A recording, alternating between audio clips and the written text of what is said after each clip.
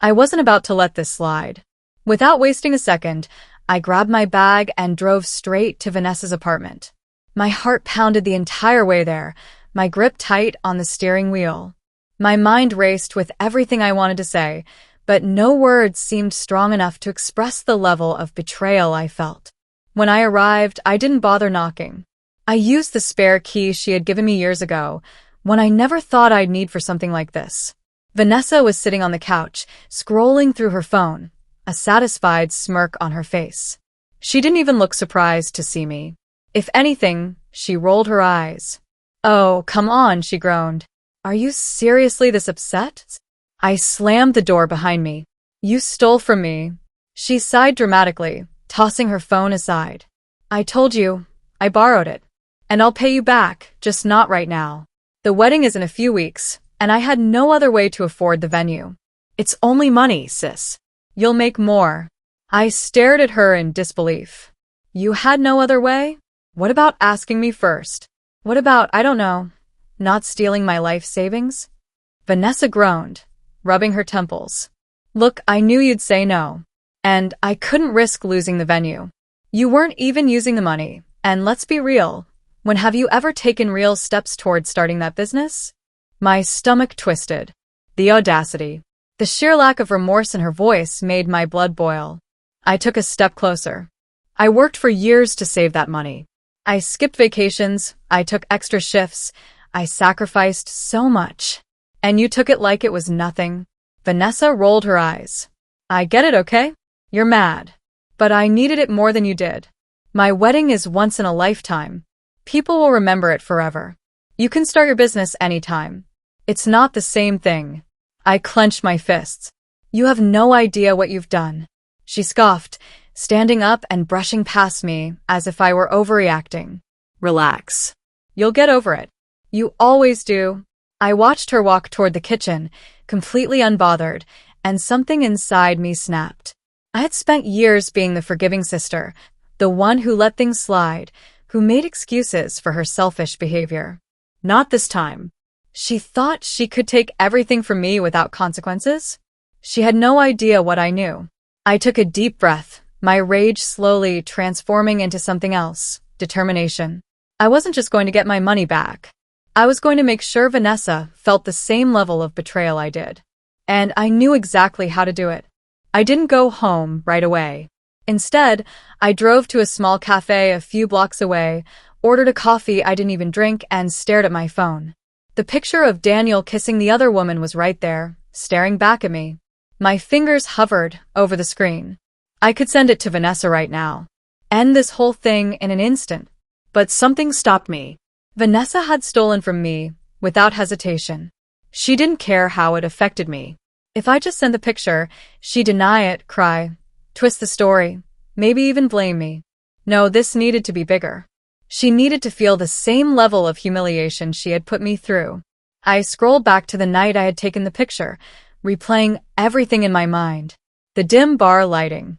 The way Daniel had leaned in, his hand possessively on the woman's waist. The way she giggled as he whispered something in her ear. I had recognized her too. Her name was Rachel.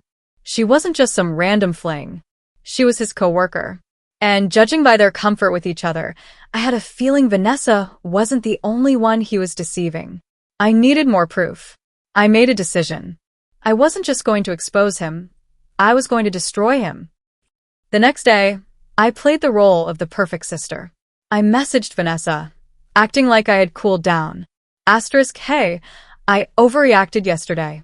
I was just upset. I don't want to fight anymore. She responded almost instantly. I knew you'd understand.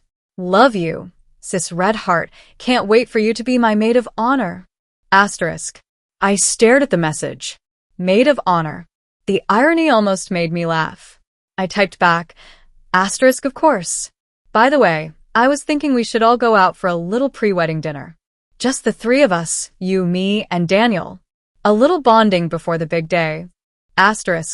She loved the idea. Daniel, on the other hand, had no idea what was coming. A few days later, we met at an upscale restaurant Vanessa had chosen.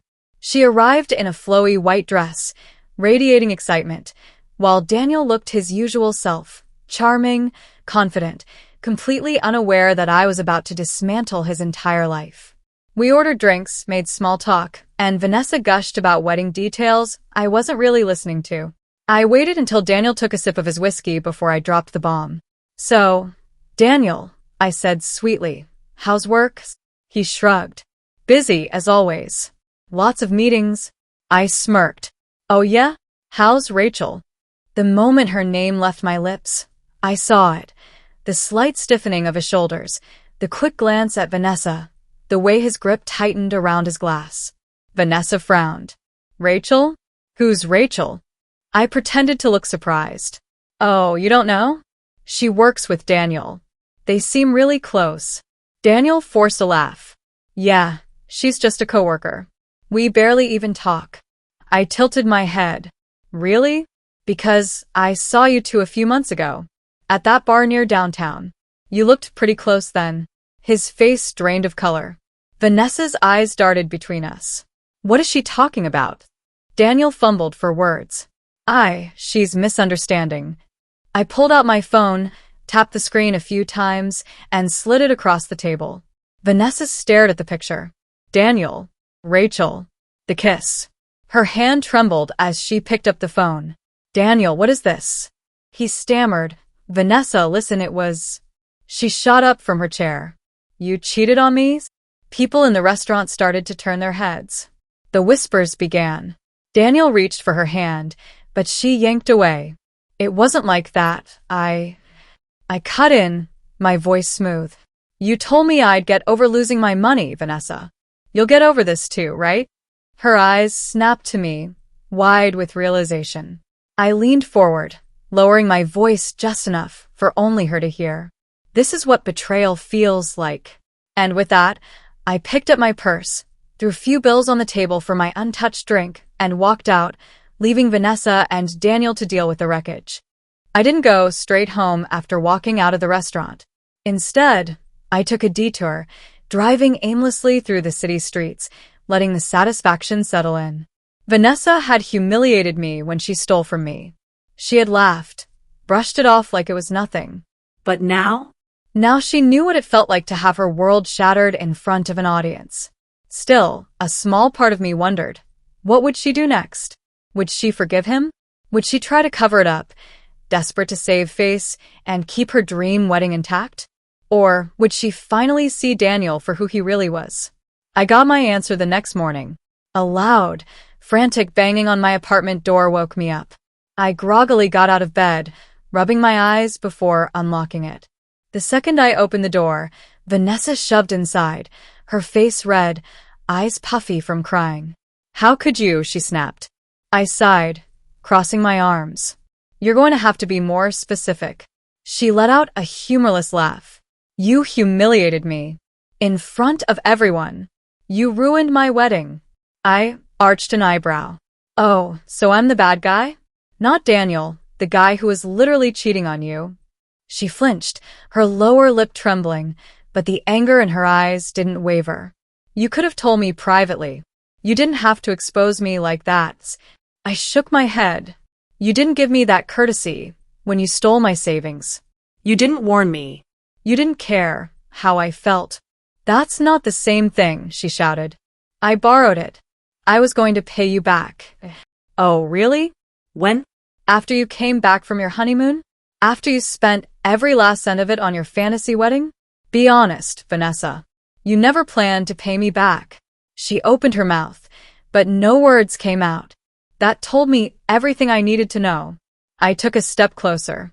"You stole from me because you thought you could. You thought I'd just accept it.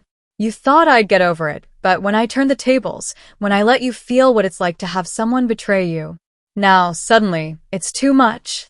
Her lip quivered. For the first time since this all started, I saw something other than arrogance in her eyes. Regret. Defeat. But I wasn't done. I grabbed my phone and pulled up my banking app, tilting the screen toward her. "You want to talk about fairness? Then pay me back. Right now."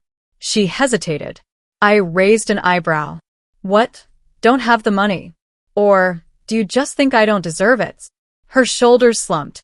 Without another word, she pulled out her own phone and tapped furiously on the screen. A second later, my phone dinged with a notification. $25,000 deposited. I looked at her, unimpressed. There. That wasn't so hard, was it? She wiped at her eyes angrily. I hate you, she whispered. I shrugged. Maybe.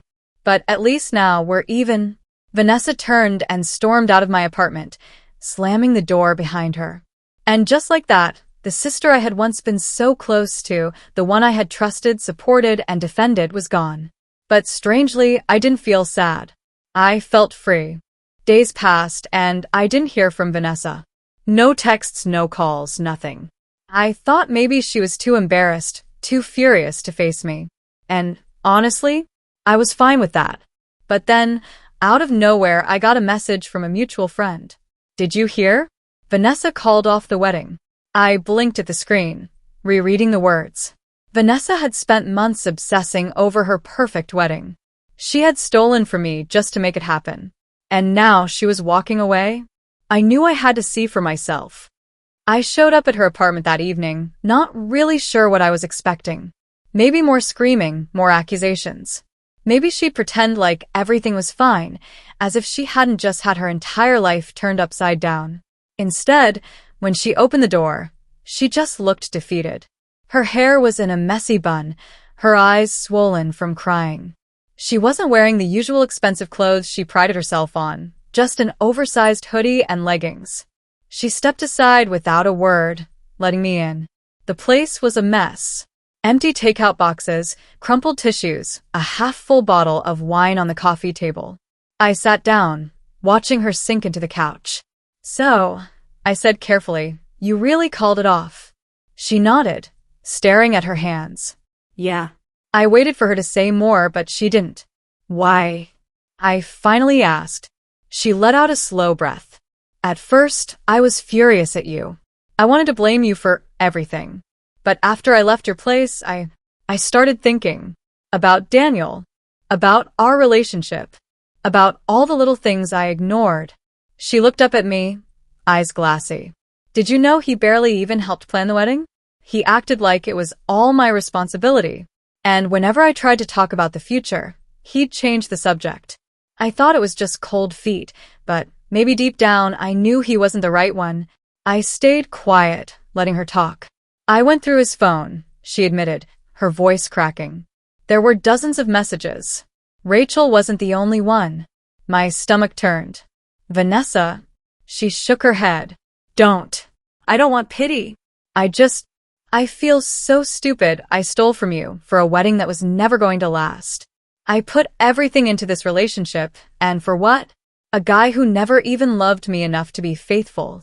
Her voice broke on the last word, and I felt a pang of sympathy. As much as I had wanted revenge, as much as she had deserved to face the consequences of her actions, she was still my sister. I reached out, placing a hand over hers. You're not stupid. You were just blind to the truth. We all are, sometimes. She swallowed hard, nodding. I know I don't deserve your forgiveness. I don't even know how to make up for what I did to you. I sighed. Start by never doing something like that again. A weak smile tugged at her lips. Deal. For the first time in a long time, I saw a glimpse of the sister I used to know. And maybe, just maybe, we could find our way back to being family again. But this time, on my terms.